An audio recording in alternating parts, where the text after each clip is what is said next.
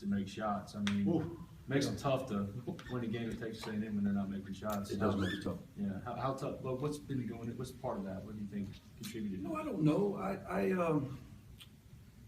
It's funny. I just met with a couple of them, and sometimes I use the example of Marshall. Marshall, it always comes back to Marshall, doesn't it? And sometimes people would ask, because he would take those crazy shots, and sometimes people would ask, man, how do his teammates deal with that? I mean, how do you deal with it? Because it was coming from a good place. I knew when Marshall, took those quick shots, it wasn't like, okay, I'm doing this because I want everybody to look at me and it's all about me. No, he was doing it because he thought that's what the team needed. I think sometimes with Moody or with Rasheed or with whomever, sometimes we venture out of doing what is in the best interest of us because we feel like we have to make a play. We feel like, something's slipping, and that's where it comes back to trust again, trusting the system. You cannot, in the game, the greatest players in the game, what makes them great is they take what the game gives them.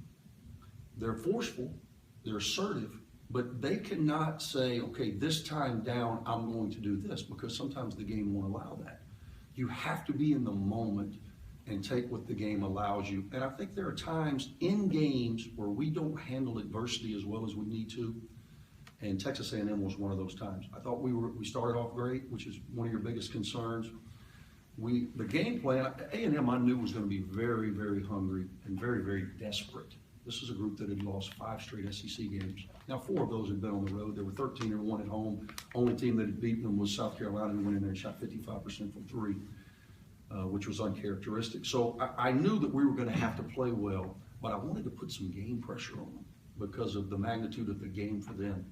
And I thought we got off well. They made a run. We had opportunities in the second half, even though they were up 6, 8, 10 pretty quickly, to get that thing down where we could put some game pressure on them, and we were unable to do so because of our inability to make shots. And some of that was, I gave you a long answer, but some of that was based on the fact that we panicked a little bit and we tried to do things that weren't there as it related to what the game was giving us. Only 10 free throw attempts, out-rebounding the class by 14. Going into the game, it looked like there may be an advantage inside. What sort of happened there? Yeah, that's a recipe for disaster for us. We're 14-1 when we win the battle of the boards. We're 15-1 when we win the battle or tie. Now, last time I checked, we only got 16 wins. So if we don't win the battle of the boards, we're in for trouble. We talked about it.